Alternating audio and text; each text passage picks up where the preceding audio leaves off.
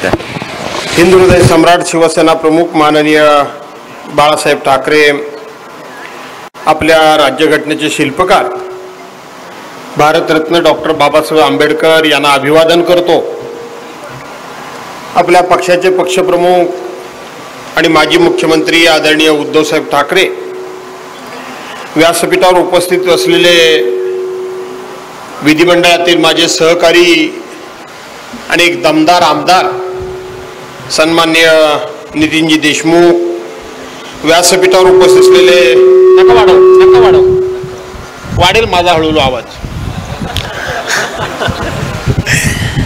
Madhukarrao Navale, सुनीताताई Bhangare, अमितजी Bhangare, Madhukarrao Talpade, Ajitji Navale, doctor Sandeep Kadlak, Satish Bhangare, Machhindra Dhumal, Maheshji Navale, सुरेशजी Gadakh, Diliprao Bhangare, Santosh मुत्रडक, श्रीयुत प्रमोद मंडलिक, अन्य सर्व व्यासपीठावर उपस्थित असलेली सर्व नेते मंडळी, पत्रकार मित्र आणि मोठ्या संख्येनं उपस्थित असलेल्या बांधवांनो, भगिनींनो आणि सहकारी मित्रांनो, 13 तारखेला लोकसभेच्या निवडणुकीकरता म्हणून मतदान होणार आहे आणि या निवडणुकीला आपल्या महाविकास आघाडीतर्फे, इंडिया विकास आघाडीतर्फे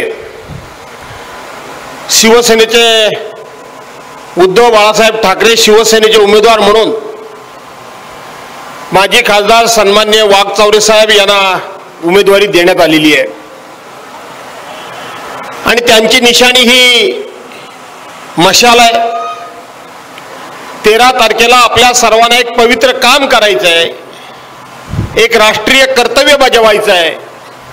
13 तारखेला सकाळी उठून आंघोळ बांघोळ जरा करून देवदेवतांना नमस्कार करून आता सारखा उन्हामध्ये त्रास व्हायला नको असेल तर लवकरच सकाळी 7च्या पूर्वीच मतदान केंद्रावर जा आणि मतदान केंद्रावर गेल्यानंतर भाऊसाहेब वाघचौरे यांची निशाणी ही मशाल आहे आणि त्या मशाली समोरचं बटन दाबून भाऊसाहेब वाघचौरेंना लाखोंच्या मताधिक्याने विजय करा असा आग्रह आणि विनंती करण्याकरता म्हणून मी या ठिकाणी आलो। बांधवांनो, भगिनींनो, देशामध्ये सुरुवातीच्या काळामध्ये असं एक वातावरण निर्माण केलं गेलं होतं, एक प्रकारची दहशत माजवली होती, सर्वसामान्य माणसाच्या मनामध्ये भीती निर्माण केली गेली होती की इस बार 400 पार, या वेळेला 400 पार, म्हणजे या वेळेला 400 खासदार निवडून येतील आणि 400 खासदार निवडून येत असल्यामुळं मग ते शासकीय कर्मचारी असतील, व्यापारी असतील, महिला असतील, पुरुष असतील, मुलं असतील, विद्यार्थी असतील, विरोधक असतील किंवा पत्रकार असतील, या सर्वांनी घाबरून जावं की आता 400 खासदार येणार आहेत आणि 400 खासदार ज्यांचे आलेत त्यांचं गेली 10 वर्षे या देशामध्ये सरकार आहे, ज्यानं म्हणून त्यांच्या विरोधात आवाज उठवण्याचा प्रयत्न केला त्या सर्वांच्या पाठीमागं ईडीची चौकशी लावली, सीबीआयची चौकशी लावली, इन्कम टॅक्सची चौकशी लावली, NIAची चौकशी लावली, ACBची चौकशी लावली, कारणाशिवाय अनेकांच्यावर खोट्या नाट्या केसेस दाखल करून त्यांना जेलमध्ये टाकण्यात आलं आणि मग सर्वसामान्य माणसानं जे ठरवलं होतं आवाज उठवायचा त्या माणसाचा आवाज दबला, शासकीय कर्मचाऱ्यांचा सुद्धा आवाज दबला की आता पुन्हा या राक्षसांचं सरकार जर दिल्लीमध्ये येणार असेल तर काय करायचं, अशा पद्धतीच्या सगळ्या चिंतेमध्ये, काळजीमध्ये संपूर्ण देश होता आणि त्याच वेळेला या देशामध्ये इंडिया आघाडीचं स्थापना झाली, 28 पक्ष एकत्र आले आणि ह्या 28 पक्षातल्या काही पक्षांना तोडण्या फोडण्याचं काम सुद्धा केंद्रातल्या सरकारनं, नरेंद्र मोदींच्या सरकारनं केलं आणि मग 400 पार 400 पार 400 पार महाराष्ट्रामध्ये तर धुमाकूळ घातला या भाजपच्या बेडकांनी। ते सगळे जो उठला तो या वेळेला 45+. बरोबर आहे ना साहेब? तुम्ही सिनियर आहात, 45+ म्हणायचे ना, 45+. मग आमची अर्धी शिवसेना तिकडे गेली, ते पण म्हणायला लागले 45+. मग अजित पवार गट गेले, तुमच्या इथले आमदार पण त्यांच्याबरोबर मागं पुढं जाऊ नको करताना गेले. बरोबर आहे का नाही? हा काय उन्हातनं आवाज बसलाय तुमचा?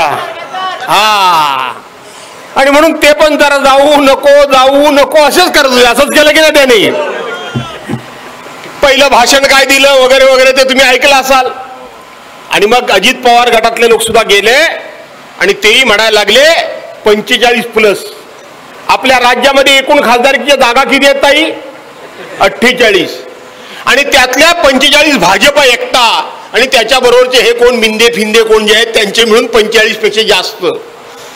काल परवा आदरणीय पवार साहेब म्हणाले, आम्ही म्हणतोय नितीन भाऊ जवळजवळ सगळा महाराष्ट्र मी पालथा घातला या निवडणुकीच्या निमित्तानं.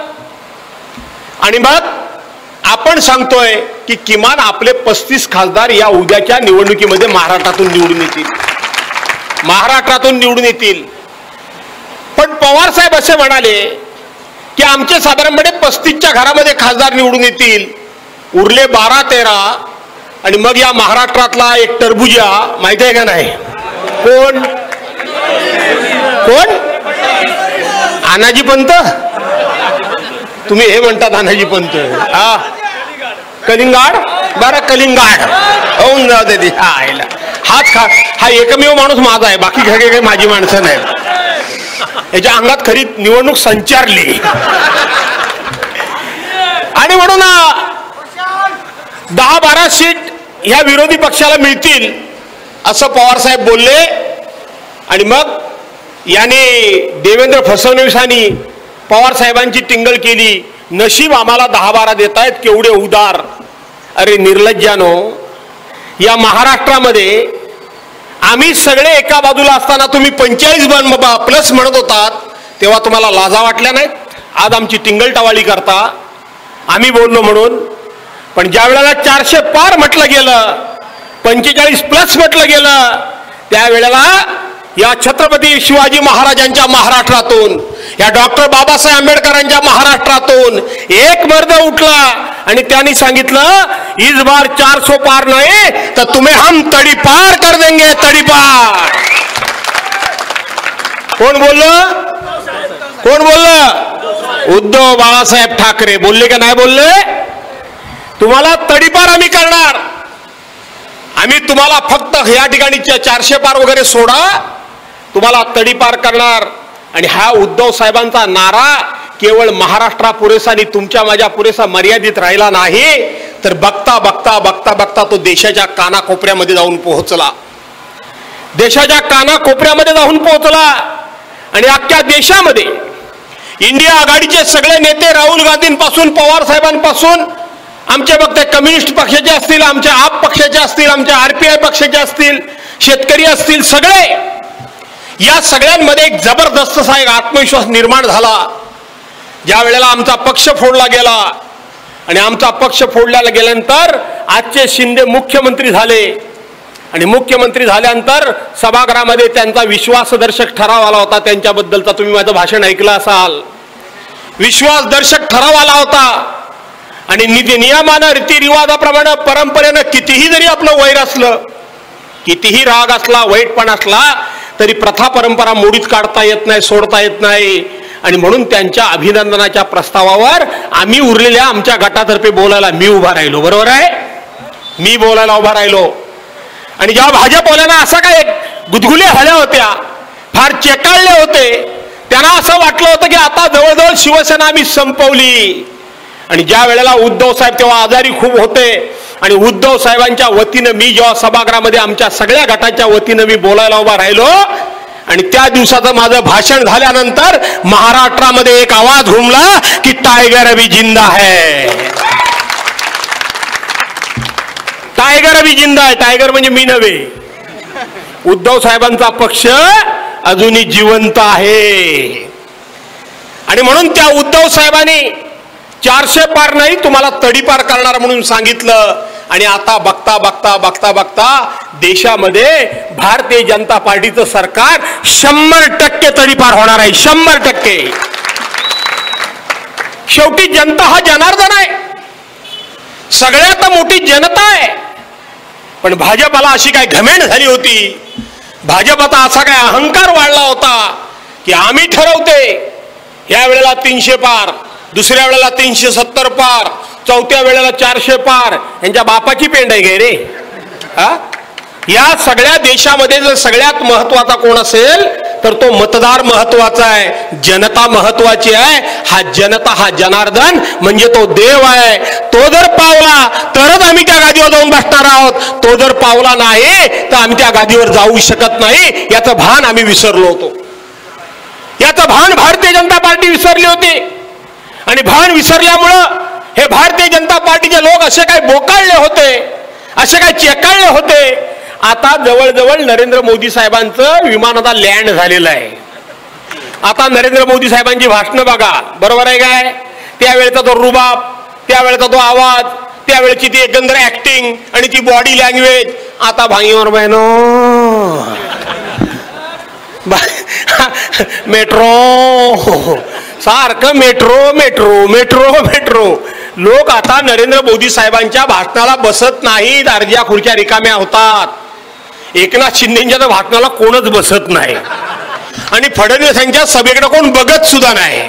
आता बावनकुळेंच्या सभेकडे कोण बघणार, बावनकुळेंच्या सभेकडे कोण बघणार. आणि म्हणून तुम्ही एवढ्या उन्हातून एवढ्या संख्येनं सगळे आलाता, मी तुमचा फार वेळ घेणार नाही. काल मी होतो त्या तिकडे त्या निलेश लंकेच्या आणि विरुद्ध तो सुजय विखे पाटील, त्यांचा तिथं सामना चाललाय. आपण ते कर्जत जामखेडला सभा बघितली. सामान्यातला सामान्य माणूस तो निलेश लंके की ज्याच्या खिशामध्ये किंवा बँकेमध्ये काहीही शिल्लक नाही, 35 लाख रुपयाचं कर्ज आहे, तो निवडणुकीला पवार साहेबांनी इंडिया आघाडीचा उमेदवार म्हणून दिलाय. तो आणि मग 1978-80चा कालखंड मला आठवतो. 1980च्या निवडणुकीमध्ये मी 20-21 वर्षाचा होतो. मला ती निवडणूक आठवते. त्यावेळेला एक जबरदस्त घोषणा गाजली होती, वोट दो और नोट भी दो, वोट दो और नोट भी दो. अशा प्रकारची ती घोषणा गाजली होती. त्यावेळेला जनतेनं निवडणूक ती हातामध्ये घेतली होती. आजचं तुमचं हे सगळं चित्र बघितलं, कालचं निलेश लंकेचं चित्र बघितलं, तर या वेळेला भाऊसाहेब वाघसाहेब असतील, निलेश लंके असतील, नाहीतर कोणी असतील, हे नाममात्र उमेदवार आहेत. या निवडणुकीमध्ये खऱ्या अर्थाने ही निवडणूक जनतेनं आपली निवडणूक म्हणून जनतेनं ताब्यामध्ये घेतलेली आहे, जनतेनं ताब्यामध्ये घेतलेली आहे. मग अशी कोणतरी मला वाटतं आमचे नितीन भाऊ म्हणत असताना आदिवासी एरिया वगैरे हा आहेत म्हणून म्हणाले. ही तर भाजपला नाटकं करायची सवयच आहे. आमच्या देशाच्या राष्ट्रपती द्रौपदी मुर्मू मॅडम यांना राष्ट्रपती केल्यानंतर नरेंद्र मोदींनी असा काय आव आणला आणि आदिवासी बांधवांना भगिनींना असं काय दाखवून दिलं की देशाला स्वातंत्र्य मिळाल्यापासून महिलेला, आणि तीही आदिवासी महिलेला पहिल्यांदा मी संधी दिली, आजपर्यंत कोणी संधीच दिली नाही, आजपर्यंत कोणी संधीच दिली नाही. असं चित्र उभं केलं. या देशामध्ये राष्ट्रपती पण मुसलमान झालाय पूर्वी. या देशामध्ये मागासवर्गीय समाजाचा माणूस पण राष्ट्रपती झालाय. या देशामध्ये यापूर्वी महिला सुद्धा राष्ट्रपती झालेल्या आहेत. पण दाखवायचं काय, मीच केलं, मी आदिवासी महिलेला संधी दिली आणि मग आमच्या आदिवासी बांधव भगिनी एकदम खुश झाले की हा आपला माणूस आहे, हा तुमचा माणूस नाहीये, हा तुमचा माणूस नाही. यांनी द्रौपदी मुर्मू मॅडमना फक्त आणि फक्त जे केलं ती तुमची मतं मिळवण्याकरता केलं. पण सगळ्यात जर देशातला राष्ट्रपतीचा अपमान जर कोणी केला असेल तर तो देशाचे पंतप्रधान नरेंद्र मोदींनी अपमान केलाय. यापूर्वी कुणी एवढा अपमान केलेला नाही, यापूर्वी कुणी एवढा अपमान केलेला नाही. हजारो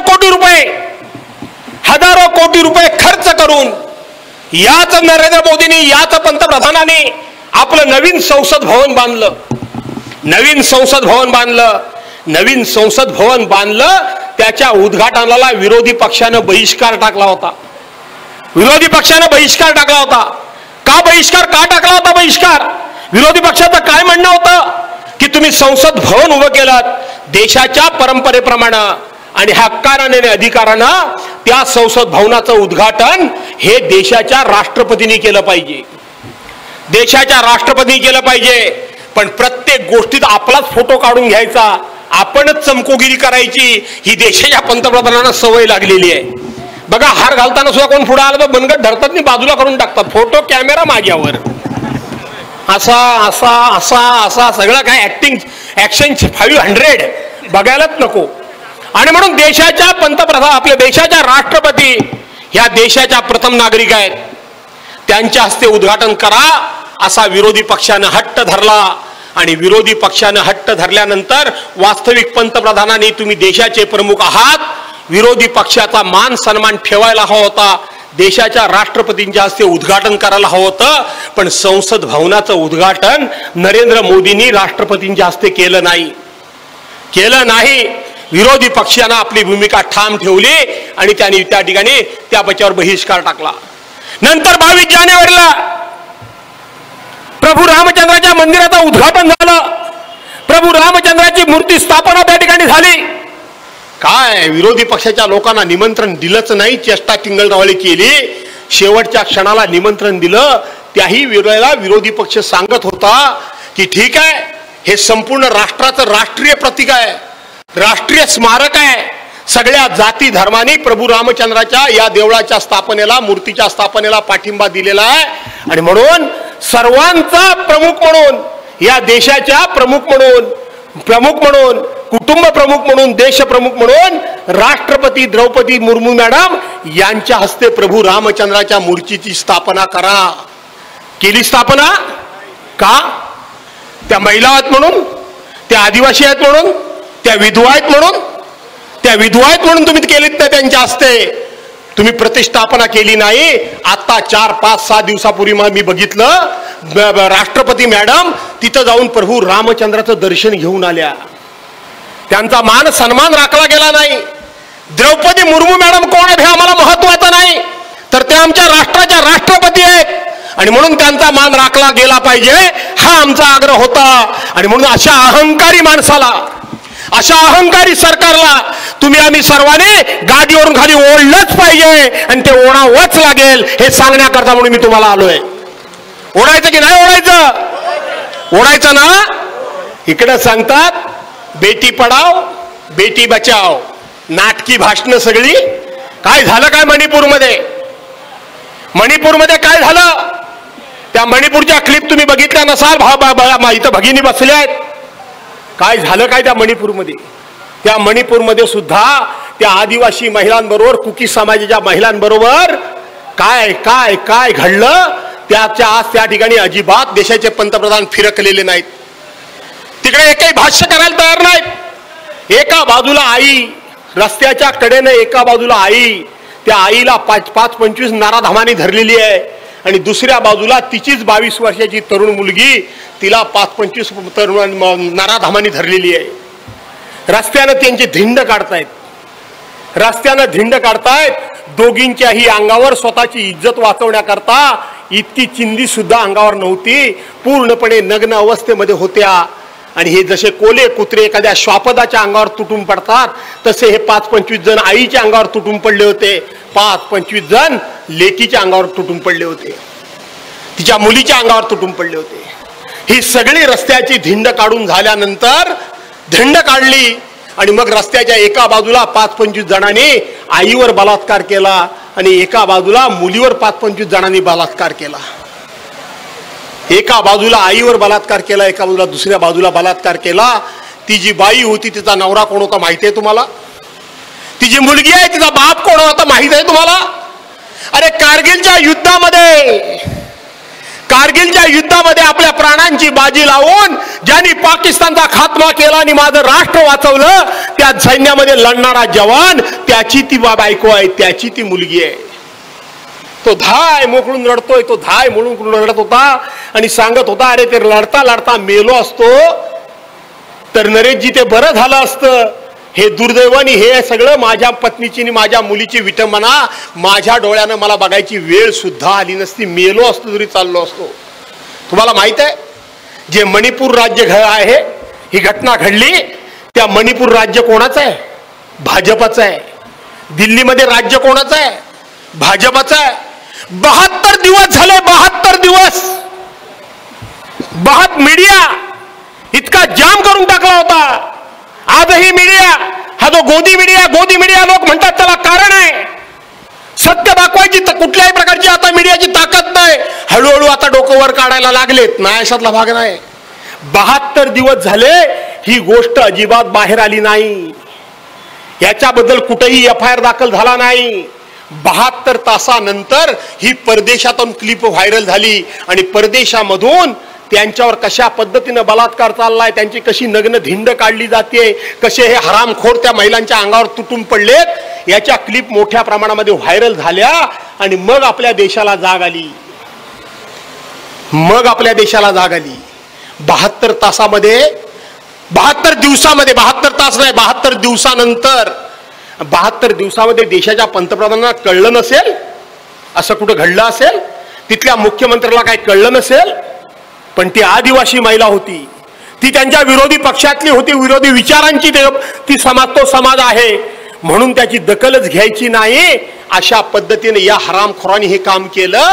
आणि 72 दिवसानंतर त्या क्लिप आल्या. त्या फक्त 72 तास सुद्धा राहिल्या नाहीत, त्या गडप करून टाकल्या. बेटी बचाओ बेटी पढाओ. काय झालं ब्रिजभूषण सिंहचं? ज्या महिलांनी कुस्तीगिरांनी, ज्या आमच्या महिला आहेत त्यांनी या देशाची मान जगामध्ये उंचावली, ज्यांनी सुवर्ण पदक मिळवली, त्यांच्यावर हा भाजपचा खासदार हात टाकतो. आणि म्हणून त्याच्यावर कारवाई करा म्हणून 100 दिवस त्या महिलांना, विनीता फोगाट वगैरे या सर्वांना त्या ठिकाणी उपोषणाला बसावं लागतं. पण त्याच्यावर कारवाई होत नाही. शेवटी कोर्टाने आदेश दिले म्हणून त्याला अध्यक्षपदावरून काढलं. पण आता त्याच भाजपच्या लोकांनी त्याच ब्रिजभूषणच्या पोराला तिथं उमेदवारी दिली. काय हा कोण? तो कर्नाटकचा प्रज्वल रेवण्णा. कोण आहे प्रज्वल रेवण्णा? हे नरेंद्र मोदी आमच्यावर टीका करतात, आमच्या पक्षप्रमुखांना वाटेल ते बोलतात. अरे ज्याने 2,500-3,000 महिलांबरोबर अत्यंत वाईट प्रकारच्या सेक्स स्कॅन्डलच्या क्लिप्स त्याच्या स्वतःच्या लॅपटॉपमध्ये सेव्ह करून ठेवल्या आहेत, त्याच्या प्रचाराला नरेंद्र मोदी स्वतः येतात. आणि मग प्रश्न विचारा या लोखंडेंना, प्रश्न विचारा भाजपाच्या लोकांना. ते जेव्हा येतात मी सांगतात लोखंडेंना मत म्हणजे नरेंद्र मोदींना मत म्हणतात की नाही म्हणतात? लोखंडेंना मत कशा करता द्या? तर नरेंद्र मोदींचे हात मजबूत करण्याकरता द्या. ह्याच्याकरता नरेंद्र मोदींचे हात आम्ही मजबूत करायचे आहेत काय? याच्याकरता करायचे आहेत? याच्याकरता या सगळ्या भ्रष्टाचारांना पाठीशी घालण्याचं काम केलं. या अशा प्रकारच्या बलात्कारांना कुठल्याही प्रकारची शिक्षा नाही. देशामध्ये दिलेले शब्द कुठल्या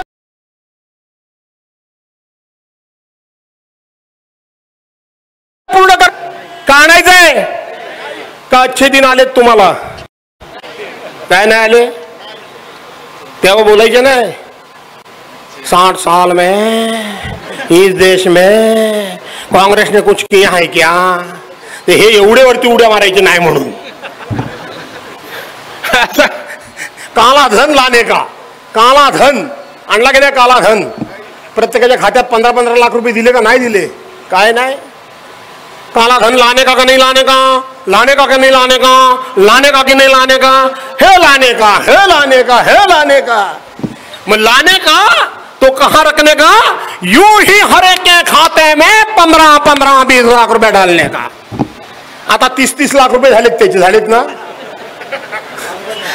झालेत का नाही? प्रत्येकाच्या खात्यात 30-30 लाख रुपये झालेत. तेव्हा आता नवीन फंडा सुरू केलाय, नवीन फंडा. आणि म्हणून हे फंडे आता झाले तेवढे बाद झाले. माझी तुम्हाला विनंती आहे, इथं मधुकरराव पिचड कुठं घर आहे मला माहित नाही, कुठं आहेत? आमचे जुने नेते आहेत. काही कालावधी करता ते माझे अध्यक्ष होते, नंतर मी त्यांचा अध्यक्ष होतो. आता जरा बघायला जाणार आहे. तो आमचा आमदार आहे का? कुठे गेला?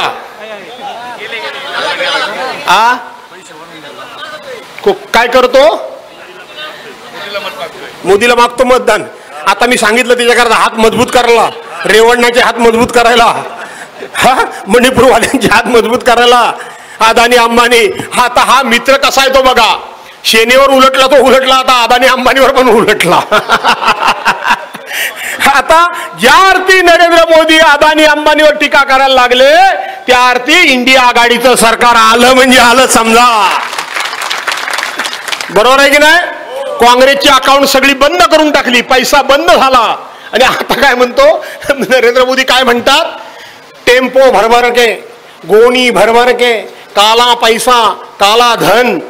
अरे काला पैसा काला धन तुमच्याच देशात आहे म्हणून तुम्ही देशाचे पंतप्रधान म्हणून बोलता. तुम्हाला बोलताना थोडा विचार करायला हवाय की तुम्ही इकडे तर सांगता मी चौकीदार, आणि चौकीदाराच्या खाली तुम्ही नोटाबंदी केली की नाही. 8 नोव्हेंबर 2016 नोटाबंदी केली, काळा धन काढण्याकरताच गेले. मग हा काळा धन कुठला आला बाहेर, हा बाहेर आला कुठला. आणि म्हणून ह्या सगळ्या गोष्टीच्या जुमलेबाजी आहेत. आणि म्हणून बांधवांनो भगिनीनो, मी इथं एवढंच सांगतो, आमचे मधुकरराव पिचड साहेब भाजप बरोबर गेले ना. वैभव कुठं असतो आमचा, भाजपने घरी पाठवला. आता हा गेलाय कोण आमचा दुसरा मित्र आमचा, हा भामटा. नाही काय मला नाव नाही माहिती काय ते, काय म्हणले लामटे. त्याला भाजप असा लामटे करील ना तो काही सरळ होणार नाही. अहो हे भाजपवाले म्हणजे एवढे बदमाश आहेत. इकडं पहिल्यांदा पिचड साहेब बोले आणि आपला हा मतदारसंघ अकोले हले होतं की नव्हतं. पहिल्याच निवडणुकीत वैभव पडला. तुम्हाला काय वाटतं कुणी पाडला, भाजपानेच पाडला. हे लक्षात ठेवा. तुम्हाला मी गंमत सांगतो, मी गोंदियामध्ये गेलो होतो. गोंदियामध्ये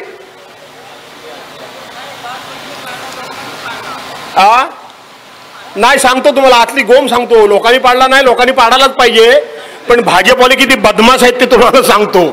त्या गोंदियामध्ये काँग्रेसचे एक फार मोठे नेते होते, गोपालदास अग्रवाल म्हणून. गोपालदास अग्रवाल, त्यांच्यावर ईडी शिडीच्या काय लावल्या चौकशाने त्याला आपल्या पक्षात घेतला. आता नियम तेव्हा काय होता, ती सीट होती सेनेची, शिवसेना आणि भाजपाची युती. मग सेनेच्या नेत्याने यांनी काय सांगितलं की ज्याच्या पक्षाचा आमदार ज्या पक्षात गेला त्याला जागा. मग काँग्रेसचा आमदार गेला भाजपच्याकडं, त्यामुळे ती सेनेची जागा भाजपला सोडावी लागली. भाजपवाल्यांनी काय केलं, इकडे गोपालदास अग्रवालला उमेदवारी मागून घेतली आणि दुसऱ्या बाजूला त्यांचा तो एक पुगलिया म्हणून त्याला उमेदवारी दिली, उभा केला, अपक्ष उभा केला. इकडे गोपालदासला आडवा केला आणि आपला अपक्ष निवडून आणला. शिवसेनेचा असा घात केला. मला वाटतं मधुकररावांचा पण गेम बहुतेक भाजपाने तसाच केलेला